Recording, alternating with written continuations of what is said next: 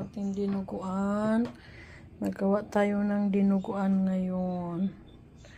Ayan. Igisa ang ginger, garlic, onion, lemongrass. Pag golden brown na, ilagay ang karne.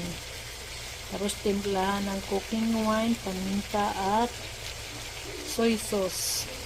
Tapos pagkalagay ng intestine, timplahan ng pisos. Pisos, patis at asin, salt lang ang pantimpla. Kuluin, lagyan ng rice water, pag ng rice water, tubig. Bago ilagay ang grape wine juice. Alam niyo na yun.